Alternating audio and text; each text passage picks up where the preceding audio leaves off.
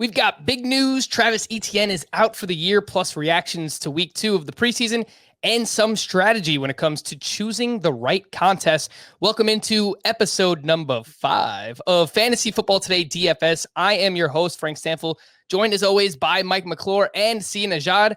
I tried my best to sound like the guy who sings Mambo number 5 when I just said episode number 5. How'd I do? I'll give you a B minus. B minus? All right, I'll take B that. minus. Yeah. What's going on, Sia? How was the weekend? How did I do? Do I sound like I don't even know what the gentleman's name is? One hit wonder.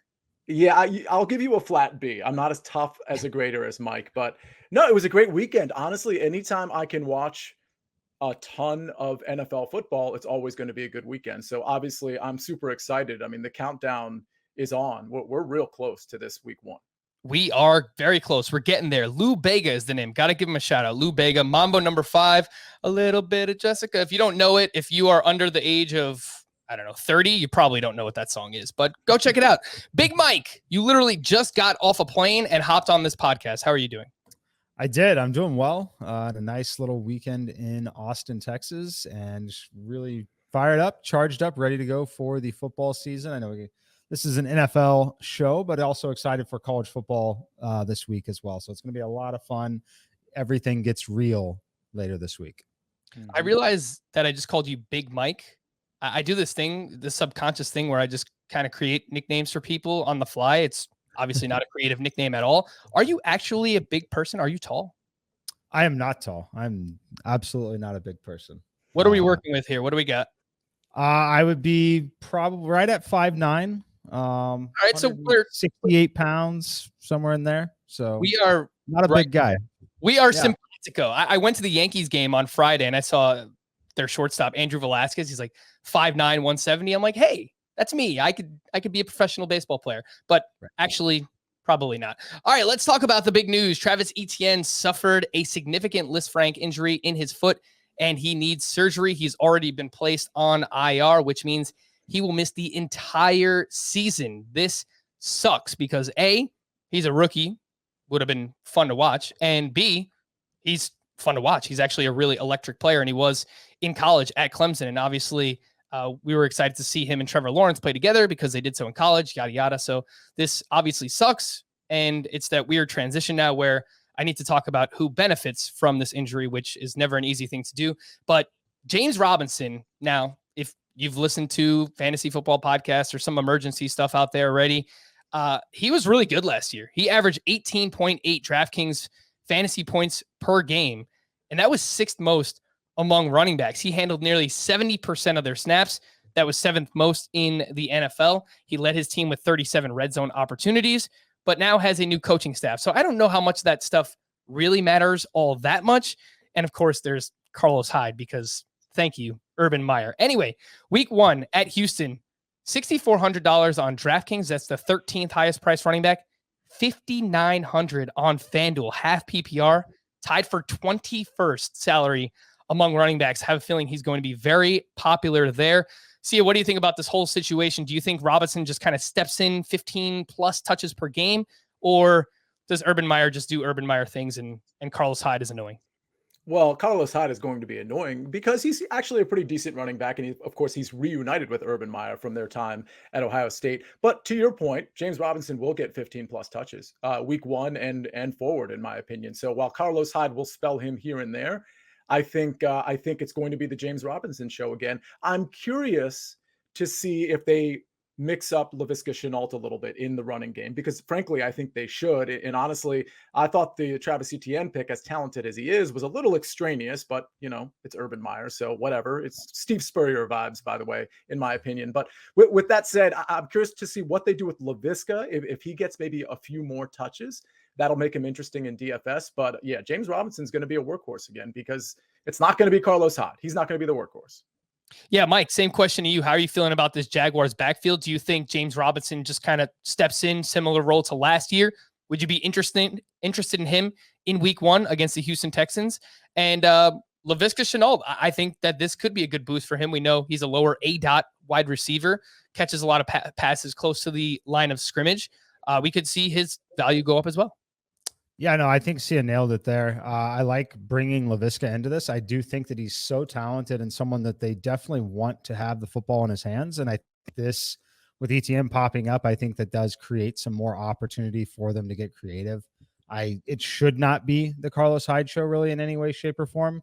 He might get those annoying goal line carries at times, but it's going to be James Robinson. I think he can approach 20 touches in week 1. So yeah, most likely, we'll see what happens with the news. There's still a lot of time, but certainly someone that's probably going to be relevant, especially over there on FanDuel if he's only the 23rd or 24th most expensive running back there. Yeah, Laviska Shenault is $5,000 on DraftKings in week 1 going up against the Houston Texans. To put that in perspective, Marvin Jones is $3,600. So we'll see. I think for me, at least, those two are going to be the top 2 targets in this offense. DJ Chark is working his way back, but Laviska Shenault this past week in week 2 on Monday Night Football, he did have 7 targets there from Trevor Lawrence. So that was really nice to see. And let's talk a little bit more about preseason week 2, some winners and losers. Sia, who'd you have as, give me your winner and your loser right now from week 2. So I'll give you one of each here. The Steelers wide receiver. See, I cheated again because I'm giving you 3, but I'm giving you 1, right? So it's the lawyer in me. I always find a way out of the question. So I was impressed with how Big Ben looked. I don't want to say I was surprised, but I did want to see him kind of sling it around a little bit. He looked comfortable. I think Pittsburgh, of course, they're going to run the ball a little bit more this year, but kind of think this offensive line is a mess. And I think they're going to be probably passing the ball a little bit more and kind of, using Big Ben a little bit more than people think. So Deontay, Claypool, and Juju, I think are all, I think they're all going to pick up stats. They're all really solid. I think Deontay's getting a little undervalued, whether it's the DFS market or the year-long market. So I like him probably the most of the 3. The loser for me is Clyde Edwards-Helaire. I mean, he has an ankle injury. We're not sure how severe the ankle injury is, but you also have Darrell Williams there. You also have Jerick McKinnon there.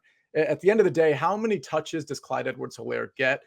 Mike being so close to Kansas City, maybe he has an opinion on that, but I just feel like the way they operate, especially in the red zone, you have these other 2 running backs, but you also have sort of the gadgety plays that they run inside the red zone and the pass plays they run. So the vibes for Clyde Edwards-Helaire, it's not great. Yeah, I mean, there might not be a more polarizing player in season-long fantasy drafts than Clyde Edwards-Helaire. He's a borderline 2nd, 3rd round pick. Obviously, he's tied to the Chiefs offense, so there's massive upside there. Mike, do you have a take on Clyde Edwards-Helaire and the Chiefs backfield? This week in the preseason, they played 32 snaps with the starters, 10 for Darrell Williams, 9 for Jerick McKinnon, 8 for Darwin Thompson, 5 for CEH, who wound up leaving the game. Yeah, no, I think it's interesting. I think so far what we've seen, I think, again, right on, those guys are going to play. I think that they're going to play. I don't think it's any scenario even close to he's a true featured back. Like, I think that those guys are going to play, and you've got so many big playmakers on that offense. It's just really, really tough to see a significant role with a lot of upside carved out for him, in my opinion. Their goal here is going to be health. They want to stay healthy. They're going to rotate those bodies in. They're going to try and get to the Super Bowl here, have a great season. I don't see him leaning super heavily on CEH here. So I definitely agree with putting him in the loser category here. All right, so let's go right back to you here, Mike. Who were your winners and losers from week 2? The winner's got to be Zach Wilson. We'll talk about the Jets, obviously, on both of these here, but Wilson looks absolutely fantastic. We've heard a lot of talk about some of his weapons, in the offseason here with Elijah Moore and then Corey Davis, massive breakout year last year. Kind of saw it coming a little bit in a contract year, but he is incredibly impressed with Zach Wilson as well. I think this is a kid who's going to come in and going to be pretty good. I think that, it's obviously early. It's obviously the preseason, but everything we've seen so far, he's definitely the rookie quarterback that I think we should all be talking about quite a bit. All right. Yeah. I mean, I didn't pay Mike to talk about the Jets, but I'm happy he did. And it turns out that his loser is actually on the same team. Yes, it's going to be Michael Carter. 0 first string snaps with the starters here. Tevin Coleman and Ty Johnson were the 2 that got the carries there. I'm a little concerned. Obviously, Tevin Coleman has flashed a lot of upside at times in his career. It's very, very concerning, unless there's news that I've missed that they just had no intentions of running him out there yet. But Michael Carter's someone that the initial reaction in the daily fantasy community was he was going to start week 1. There was some reports of that very early, I believe before the first preseason game, that they intended to have him start week 1. He's the minimum salary. So he's someone we've all been wanting to pay attention to a little bit, but very, very concerning. He did not take any reps with the starters. Yeah, I agree 100%. And I think it was worth mentioning because he's someone we talked about before that could potentially be in play for week 1. And Tevin Coleman and Ty Johnson are handling the starting duties for now. And Coleman is 4,900. Ty Johnson is 4,400 on DraftKings. Heading into week 1, it should be a good matchup against the Carolina Panthers, but looks like it's going to be a running back by committee, at least early on for the New York Jets. Wouldn't surprise me if as the season goes along, is this a situation where it seems like every year there's a rookie running back that we're excited about, but they're just not going to get work until the second half of the season? I kind of feel like that's going to be the case for Michael Carter. I did just want to touch on Corey Davis real quick. He has been targeted on 10 of 13 routes by Zach Wilson here in the preseason. So you're right. Absolute target monster to this point. But I do want to see it with Elijah Moore on the field. Elijah Moore did announce that he plans to play in their 3rd preseason game. So we could get a little bit more clarity on that situation there. Some quick winners and losers from me. The Saints, Marquez Callaway and Jameis Winston. I'm cheating here just like you did, Sia, but just this entire passing attack. Winston, I mean, he should be the starting quarterback. He went 9 for 10 in that game against the Jaguars, 123 yards, 2 touchdowns. Marquez Callaway scored both of those touchdowns, 5 receptions, over 100 yards. And both of those touchdowns came on plays where they were just fantastic throws by Winston. He just throws it up. And they beat the best corner on the Jaguars in Shaquille Griffin, who I guess you could say what you want about him, but they gave him a bunch of money in the offseason. And by all accounts, I think he's a pretty talented player. So Winston and Callaway, that connection looks pretty good there. Sia, Callaway is $3,400 in week 1 on DraftKings going up against the Green Bay Packers with presumably no Michael Thomas. Yeah, it's going to be hard not to grab a share there, especially if Jameis Winston is the starting quarterback, which he should be. Clearly a favorite target. In fact, we talked about Callaway last week. We said he's going to be probably the number 1 target over Traquan Smith, over obviously an injured Michael Thomas. So yeah, that one, it's funny because we talked about this maybe with our first show. The pricing is going to be so soft. There are going to be so many Marquez Callaway type guys in terms of just really low price with really high upside. And let's not forget, I think it was Mike mentioned this game in our first show as well in terms of the fantasy appeal. This is a 50-point over-under, okay? So this has plenty of fantasy appeal, and there's only so many guys you're going to want to grab on the Saints side in terms of shares. It's probably Alvin Kamara, it's probably Marquez Callaway, and that's a wrap. So it is a very interesting game to stack because you can get some salary relief. And what that does is it helps you get a Devontae Adams. It helps you get an Aaron Rodgers or an Aaron Jones, depending on how you want to play. It's very interesting. Yeah, a very narrow target share I'd be expecting for this team too. Adam Troutman left that same game on Monday Night Football, week 2 preseason. So we'll see what happens with him. But Traquan Smith working his way back. If Winston is the starter, he's already kind of got that connection with Callaway. So should be interesting for week 1. And a quick loser for me, another rookie running back, Javonte Williams with the Broncos. The starters played 26 snaps in week 2. Javonte Williams had 15 of those. Royce Freeman had 11. So it's very clear to me that they're going to split the work between their running backs. And I would bet on once the season starts, that's probably 60% Melvin Gordon and the 40% is going to Javonte Williams. So while I do like the talent, it's weird because Javonte Williams and Michael Carter both went to North Carolina and they're both kind of in similar situations for fantasy right now. But I think as the season goes along, we will be leaning on Javonte Williams a little bit more. Let's talk a little bit of strategy like we do on every podcast here throughout the month of August and choosing the right NFL DFS contest. You hear a lot of people talk about this, but they don't exactly tell you what to do. What are the contests to target? And we also hear that, it's a large majority of being profitable in DFS is making sure you choose the right contest. It's not just, okay, the players. Yeah, you got to get the players down and figure all that stuff out.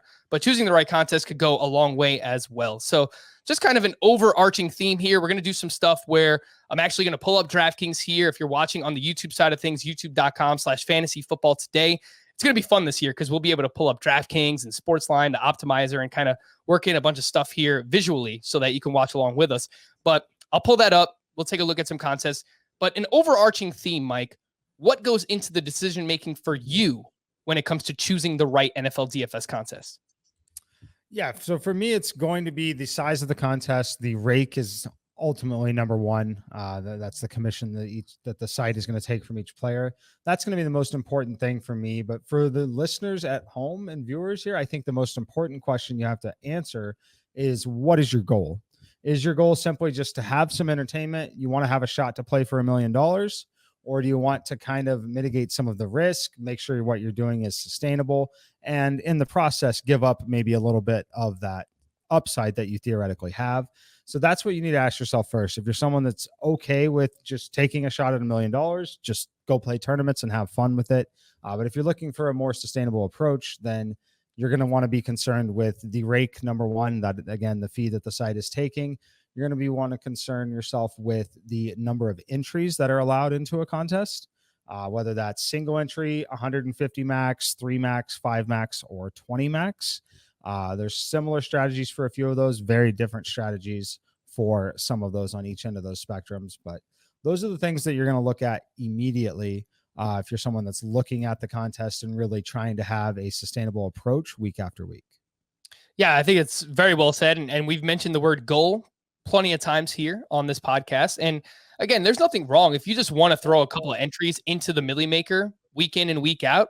That's perfectly fine. You just have to realize that you're more often than not going to get paid out. And if you do get paid out, you're probably not going to have a big payday. I mean, anything can happen, but you just have to be realistic with yourself and your goals and what you want to do. So Sia, what are some of those goals for you that you're trying to do week in and week out? And what goes into the decision-making for you when it comes to choosing these contests?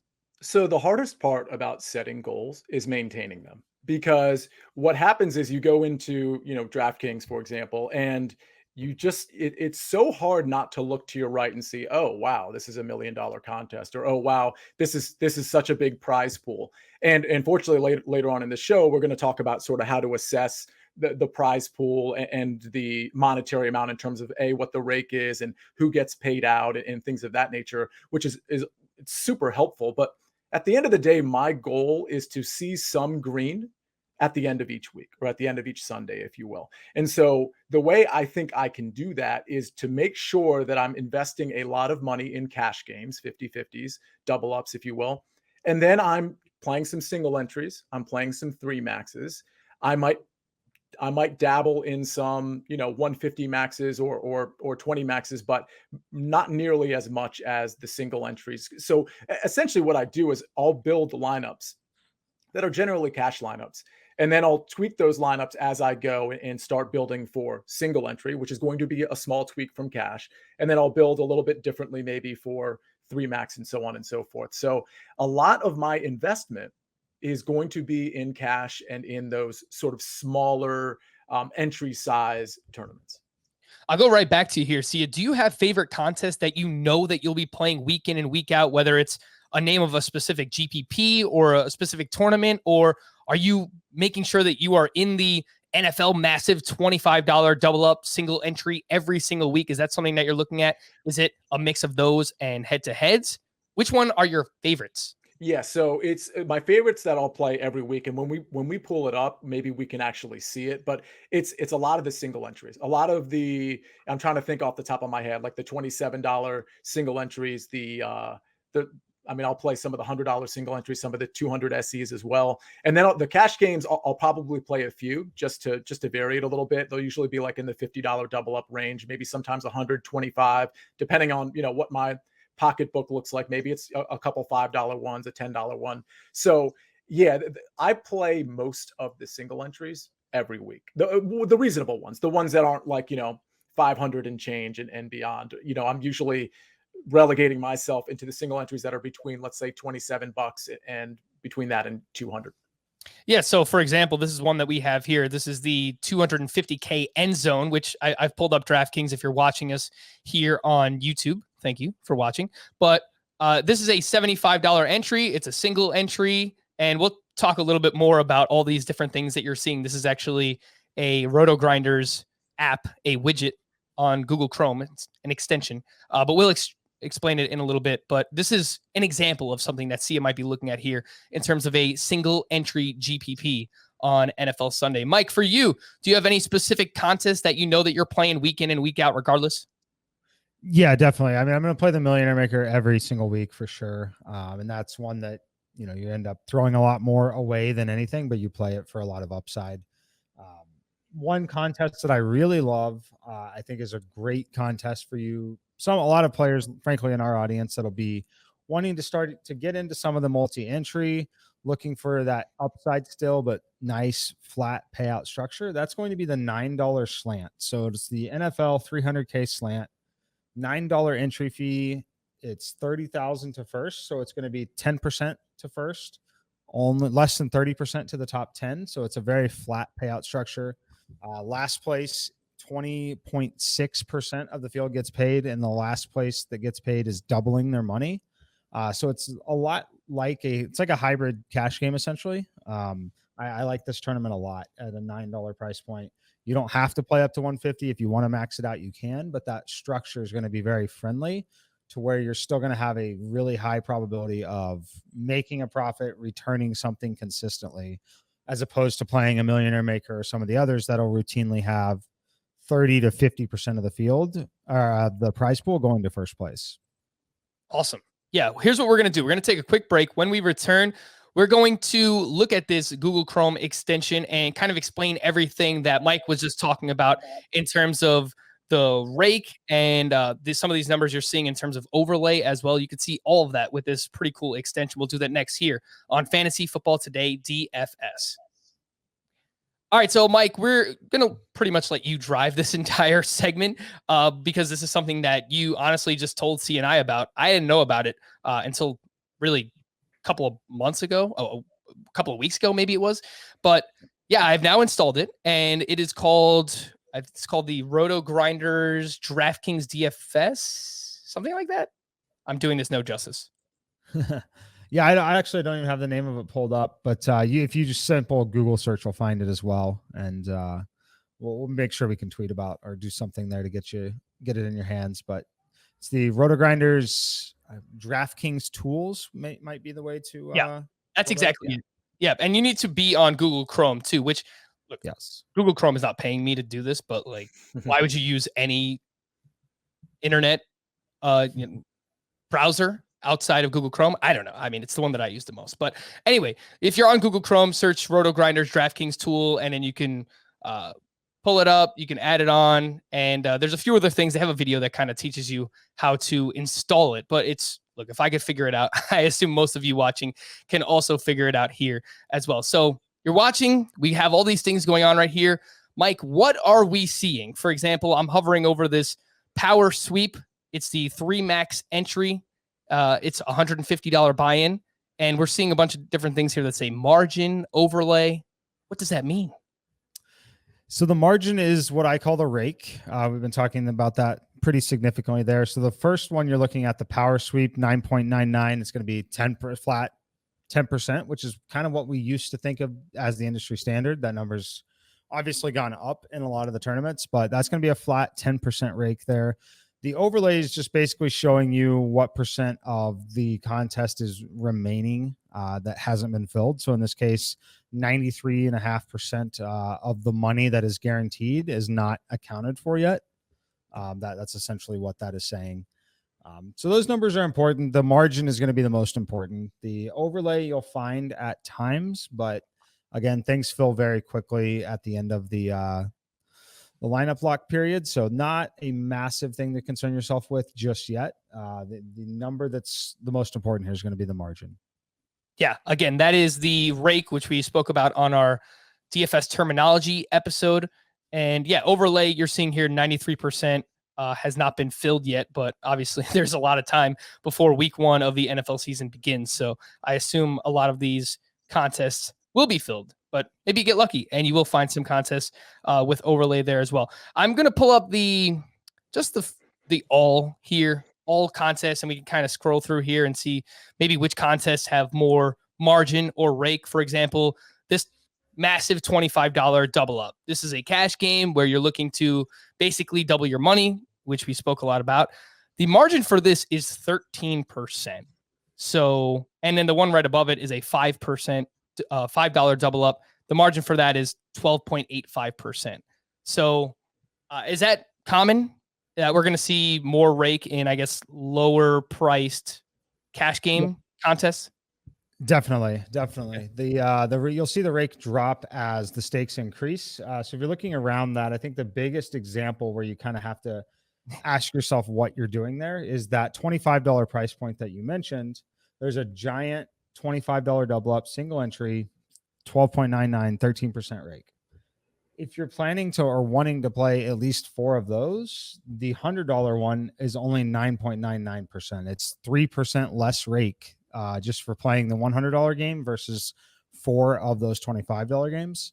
So that's an interesting question. Assuming you're going to play the same lineup in them, you're almost definitely going to want to play that $100 game only once and save the 3% rake, as that is a pretty significant number depending on how many contests you're playing. But even just that one contest stretched out over 17 weeks of the season makes a big difference for sure.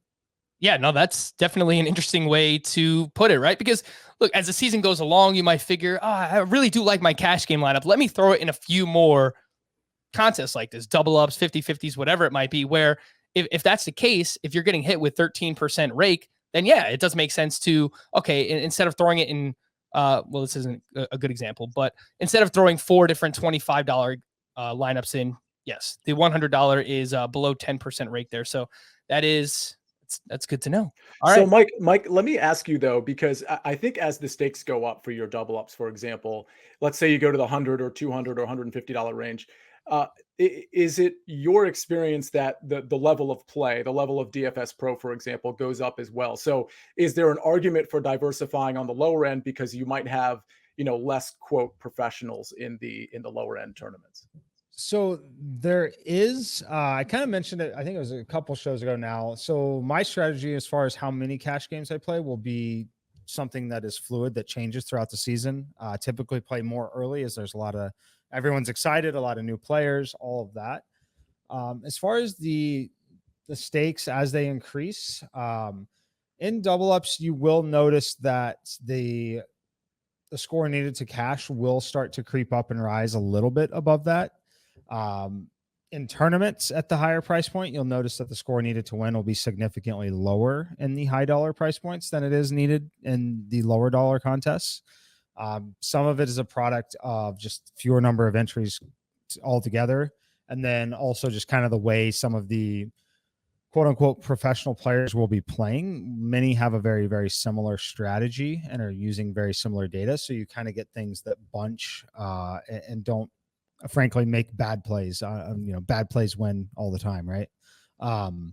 So that, I don't know the best way to put that and say it, but it can vary drastically. But it also is kind of a product of the week, right? So did the chalk hit? Did the chalk not hit? That's going to be what determines it a little bit more than just being in that price point, if that makes sense. Mm-hmm. Yeah, and if you don't like rake, then you just have to play in this $26,000 contest right here, where it's only 4.5%. That's not so bad, right? We've all got that kind of laying around. All right, let's actually click on one of these and see all these other kind of tools that we can use while making lineups here. All right, so this is, for example, this is a $150 entry, which you see here. It's called the Power Sweep. It's a 3-entry max, and we have a whole bunch of numbers. Again, this is the margin or the rake. That's right around 10%. And then we have a few other things going on here, Mike, which if you can explain, we'd appreciate that. Yes. So yeah, you start at the top, you see the margin, 10%, entries and how much it pays. So this is saying there are 22.61% of the field is going to get paid out on this one with a minimum cash return of 1.5x. The contest I mentioned earlier was 1.2. This one's actually relatively low. We see it like this in some of these higher dollar ones, but a typical structure from them is going to be like 1.67x is what you're going to return. So this one's kind of on the lower end on the 1.5x, but it is paying out 22.6% versus 17 to 18% of the field. So it's really something you have to look at some of your previous results, look at some of your experiences there, and understand the kind of lineups that you're building and entering. How often are you on that little tipping point of the 23% of the field versus the 18% of the field to really understand if this is the right contest for you, or if one that is going to pay out at 2x, but only pay 18% of the field. So those are things that you can track and monitor. Other thing I think you should be concerned with, and my strategy here changes drastically based on a full slate or a showdown slate, but it'll show you what percentage of the overall prize pool goes to first place, and then what percentage of the top 10. Those numbers are very, very important.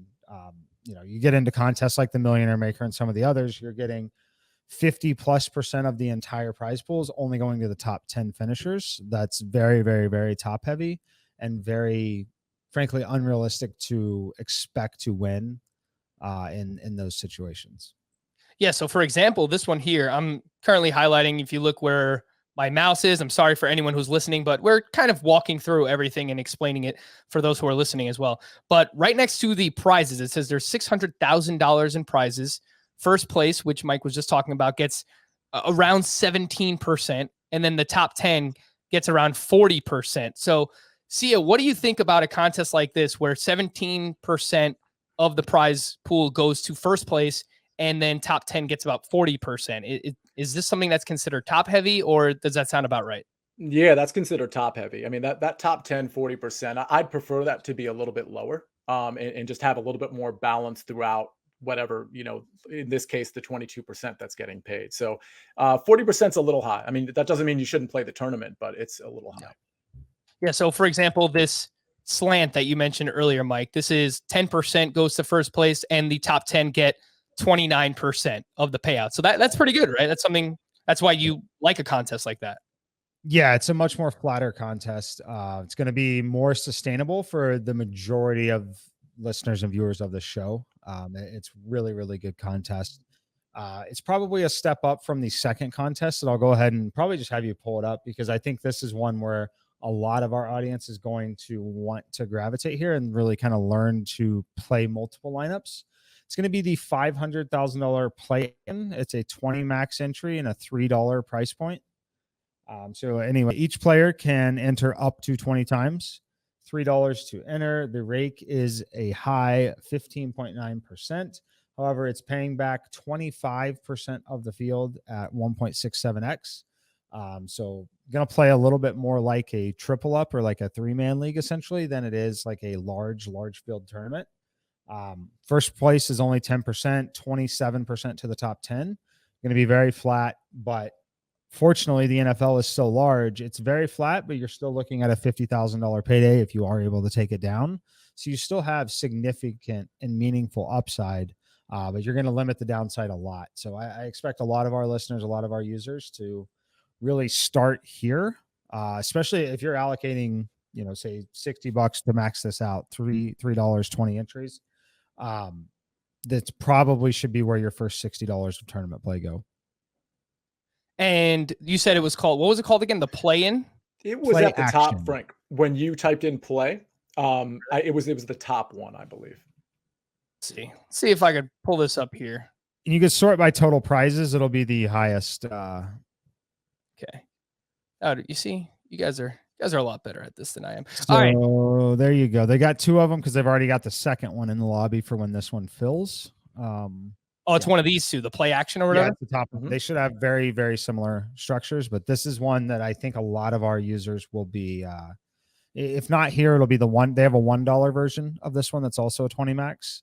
Okay. But this one is probably the most recommended. So. Awesome. Yeah, that's definitely good to know. And this is what we're talking about, knowing which contests to play. And speaking of which, I was thinking about it, and we'll do something. We'll figure something out where I want to make a contest for this podcast and the listeners and viewers of the podcast so we can all kind of play together. So we'll figure something out, whether it's a tournament type setting or if it's a 50-50 type. So we'll figure something out, but we'll make something happen for those of you who listen to this podcast, and it should be a lot of fun. All right. So it gives you a little bit of an idea of what type of games that you should be playing in. And of course, that tool that I mentioned, it is the Roto Grinders DraftKings tool, and it is a Google Chrome extension. They also have one for FanDuel, And I was messing around with that last night, and it's very similar. So everything that you just saw, I mean, it's showing a lot of the same things, the margin, which is the rake, overlay, so on and so forth there. I'm going to put you guys on the spot now. If you have $100, you want to spend $100 per week during the NFL season. It's a lot of money, $1,600. Well, now $1,700. Actually, no, there's $1,800 now because that would be 18 weeks, one bye week. All right. $1,800. Not saying you have to do this, but this is just an example. $100 per week. You want to allocate that a way that you can maximize your chances at profit. Sia, I'll give it to you first. How would you look to spend that $100? I would probably do 50-50. In other words, cash games for 50% of it. And then I would probably do maybe 30 to 40% in the single entry or 3 max space, and maybe that leftover 10 to 20% in maybe some of the bigger high upside tournaments. How about you, Mike? Are you allocating well, see, you mentioned 50% to cash games, so I guess that includes head-to-heads, obviously. But if you want to break it down even finer than that, Mike, if it's 25% is head-to-heads, the other 25% is double ups, whatever it might be, how would you allocate that $100 to maximize your profit? Yeah, I would start. I think that it's probably going to be, if it's $100, it would be between 40 and 60, which is a large range. I know, dedicated to cash games, depending on how aggressive you want to be or how safe you want to play it. And in doing that, so we'll call it an even 50, I would have probably $30 to $35 in the double up range. I would have some of the rest in the 3-man leagues. In this specific example, I'm probably not going to play any head-to-head. If I was playing more than that, I would squeak the head-to-head in more, but I think that you're going to be better served by playing double ups and 3-man leagues. That's where you're going to get a little more a little more upside, a little more return there for that. So probably, like I said, be $30 to $35 on double ups. The rest, I would tuck that all the way into 3-man leagues. Then move over to the tournament side where you're going to have $50 to play with there. I would start with the $9 contest. I know it's not a 3 max enter. I would enter it 3 times. Then after that, I'd move to the $3. That is a 20 max. I would enter that the 3 times. I go to the $1. I would enter that with my 3 lineups. And just kind of max it out till you get to that point. If you want to play a single entry tournament with what's left, I would do that. But I would like to focus on the 3 max strategy. Even though you don't have to enter those in 3 max contests, you can still just build as if you're playing 3 max. As your bankroll grows, you can move up in stakes and get into the true 3 max entries. But I would recommend learning that strategy and focusing on that. That way you have more upside when you are correct. So rather than playing 20 different lineups in the $1 or however many it may be, I'd rather focus on the 3, learn to build them correctly, and then tuck them into multiple contests that give you that upside on the leaderboard that way. So. Yeah, and if you really have conviction on certain plays, then that might make the most sense for you anyways, to just focus on 3 lineups and then maybe enter them in different contests that way. So if things hit, then obviously you can cash out at multiple different price points. Sia, when it comes to cash games, are you focusing more on single entry, multi-entry? Does it matter? Because I know that massive double up is a single entry. Obviously, once we get into like multi-entry stuff, you can have better players who are entering, a ton of lineups. So does that matter to you? A little bit. I just prefer the single entry one. So, and I prefer, a field that's probably in the 100 to 300 or 500 range, or, I don't want it to be in the double ups. I don't want it to be a super small contest. Like I'd rather avoid the 30 or 60 man ones, or 30 or 60 entry ones. So yeah, I mean, give me the double ups, give me the ones that have a relatively large field. And that's what I'm focused on. Mike, when it comes to creating your own head-to-heads, what goes into that? I mean, I'm not even gonna say what I'm about to say. How do you create your own head-to-heads? I mean, you could just go to the lobby and create them, or you can join contests that are already there. I do a little bit of both. Sometimes I'll post and let anyone join. Other times I'll sit there in the lobby and look for the opponents that I want to play. But you can do that. I was trying to think, if you wanted to pull your screen up, we could maybe do that. You go to create a contest, or you can create the lineup first. But select your sports, select the mode, classic, and then we'll select that first slate. So we want to make it public or private. We'll make them public, and then you select create head-to-head, and it'll ask you how many at each price point. You can set it all up that way, and these will be head-to-heads that'll populate in the lobby. Anyone out there can join the game. Okay, yeah. If you want to go look for other people, you can do that as well.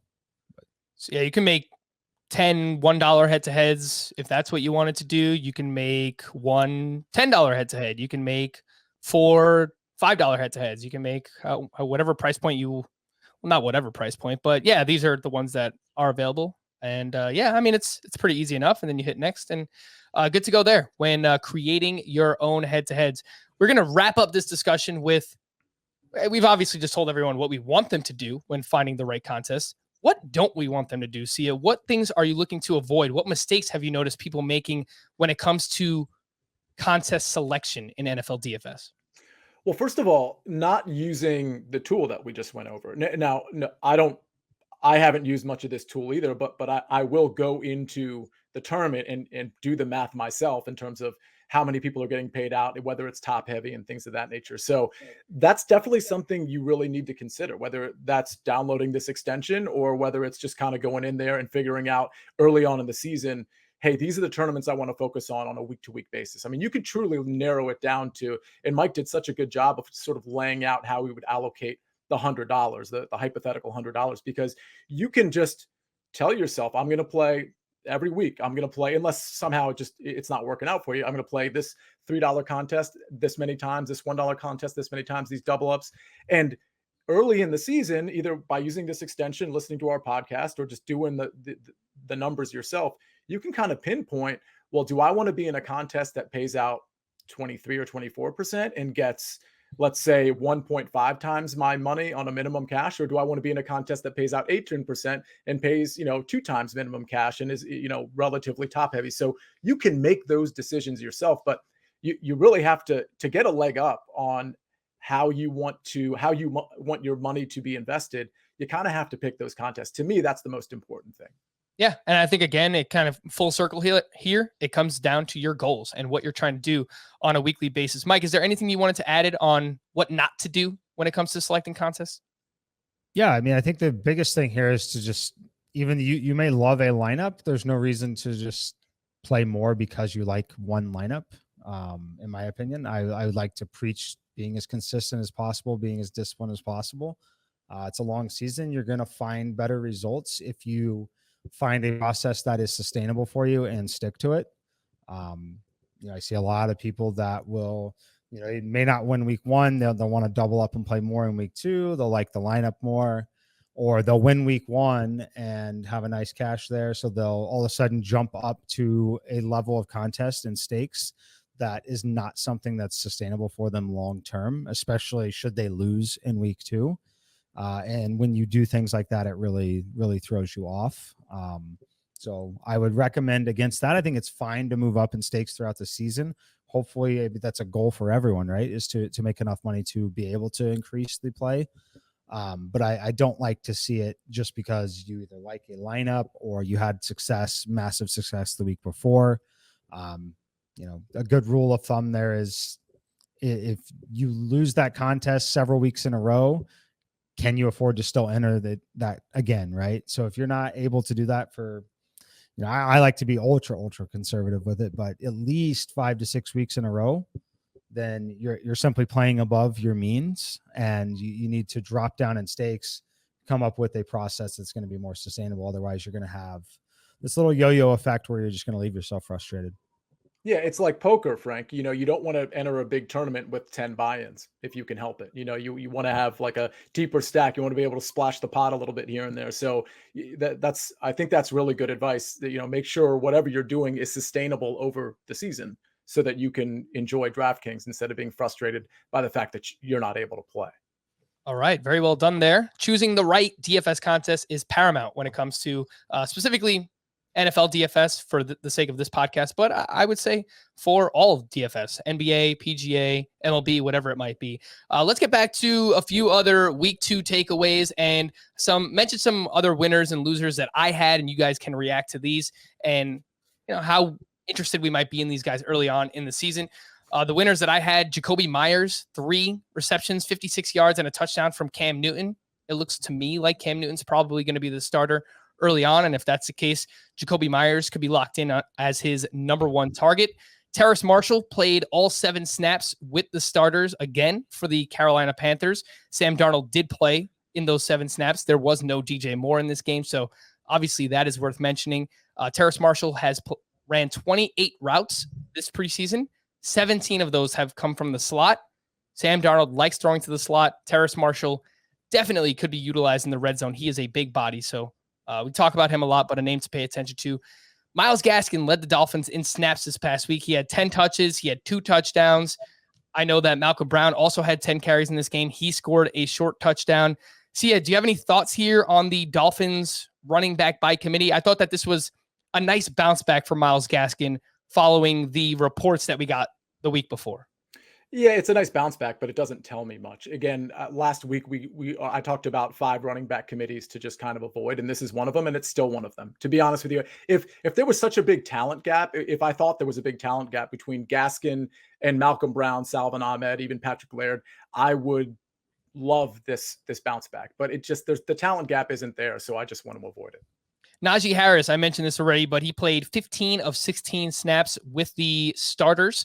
So looks like he's locked into that bell cow role. And then Rondale Moore with the Cardinals, he had 4 more touches, 3 catches, 1 carry for the Cardinals. 19 of 21 routes in week 2 came in the slot, and he played every snap with the starters. The Cardinals run a ton of 4 wide receiver sets. So I think Moore is there. I think he's locked in. I think it's Hopkins. I think it's AJ Green, Christian Kirk, Rondale Moore for when they're running those 4 wide receiver sets.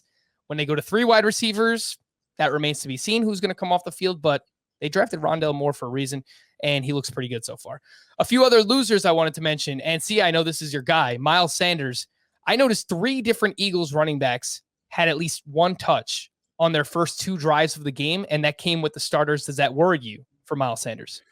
No, because Jordan Howard isn't the running back that Miles Sanders is, for one. And Kenny Gainwell I'm sure he's good. But again, I think he's sort of in that sort of Javonte Williams lost space as a rookie. I get very frustrated when everybody just assumes a guy who was good in college and as a rookie, whether it's a quarterback or a running back in particular, that they're just going to automatically start and get a lot of touches. So to me, it's Miles Sanders and everybody else. And the fact that Jordan Howard got carries it's preseason. Like this guy, no disrespect, but he hasn't been impactful from a fantasy standpoint in a number of years at this point, at least 2. So I'm still high on Miles Sanders. I want to hear this news. I want his stock to fall so that I can grab him even later. Michael Carter. We mentioned him. J.K. Dobbins, the only other one I wanted to mention here. Gus Edwards played more snaps with the starters. He also played on 3rd down. I like the talent of J.K. Dobbins a ton, but if Gus Edwards is splitting early down snaps, stealing some 3rd down, they don't really throw the ball to their running backs all that much. J.K. Dobbins, I don't know. I think he could kind of hopefully be like a Nick Chubb version of this offense, but I don't think he's as good as Nick Chubb. So that's the biggest takeaway for me. Yeah, I agree with that. I think it's going to be very frustrating in DFS to play either of these 2 guys. Gus Edwards is a good runner. He's very north-south. He like with the way they run that read option, he's a really, really good fit. So, by the way, let me just point out one thing. Miles Sanders in DraftKings is 6,500. And that's a game that people are going to want to stack, but they're probably going to want to stay away from Miles Sanders, especially with this news, because 6,500 is kind of a lot when you have so much value in the 5K range in particular. So I'm just throwing that out there as like almost like this will be a somewhat popular game. I think it will be a little contrarian to grab shares of Miles in this particular game, week 1. So it's something to consider. The latest news, some things I wanted to hit on here. Darrell Henderson has been diagnosed with a mild thumb sprain, but is slated to be available for week 1 against the Bears. Both Jake Funk and Xavier Jones looked pretty good this past week. I'm cooling a little bit on Darrell Henderson. I'm not going to completely back off, but the fact that his backups have played well and the fact that they have a better quarterback now in Matthew Stafford, I think that they might just throw the ball a ton, which could mean great things for Robert Woods and Cooper Kupp. I think you're right about that. I think it's going to mean great things for them. I still like Darrell Henderson. I still might be willing to play him. I don't know about week 1, but he has a nice price point. I don't think Xavier Jones or Jake Funk can take this job. What I think the Rams are going to do is pick up somebody who gets released, or maybe the Patriots trade like a Sony Michel, for a 6th round pick or something like that. This backfield is not complete yet, is my point. Yeah, I mean, there's a chance that Latavius Murray gets cut by the Saints, which we've heard a few times. And then on the ESPN broadcast, they said that Sean Payton listed Tony Jones as their RB2, as the Saints RB2. So definitely something to pay attention to there. Jones is an undrafted free agent out of Notre Dame from last season back in 2020. The Lions mentioned that DeAndre Swift may not be available for week 1. They're concerned about it at this point against the 49ers. Jamal Williams is $4,500 on DraftKings, $4,900 on FanDuel. So if Swift were to miss that game, I'm sure Jamal Williams is one of those players who we might talk about as chalk. I don't know. It's a pretty tough matchup, big underdogs. We'll see. CeeDee Lamb, he entered COVID protocols on Monday, so he's going to be away from the team for quite a bit. Both Carson Wentz and guard Quentin Nelson returned to practice on Monday. And after handling first-team reps and participating in 7-on-7 drills, Wentz indicated that he's optimistic about being ready for week 1. I know that we previously spoke about this. Mike, what do you think? Carson Wentz, Quentin Nelson getting healthy for week 1 definitely could mean good things for your boy, Michael Pittman, and obviously Jonathan Taylor. Yeah, no, I think it means great things for both of them. We'll see if they both play in week 1, but I will say Wentz, it's so hard to tell when you're looking at things that aren't truly at game speed, but looked okay. They appeared to be moving, relatively well, certainly well for coming off a surgery like that. So I think it's possible that he can play week 1, but I'm not overly excited about it week 1. I'm not betting on them week 1. I'm not super interested with the information we have today in attacking that. I think that's one that we're going to be needing some clarity on, that maybe all the way up until the official inactives report. So we'll see what all of that information looks like. But yeah, certainly encouraging over the course of the season for someone like Pittman. Robbie Anderson agreed to a 2-year contract extension with the Panthers, valued at $29.5 million. And Adam Troutman was carted off the field on Monday with that foot injury. He's going to see a specialist, but the initial belief is that it is a minor injury, which could mean more targets for our guy, Marquez Callaway.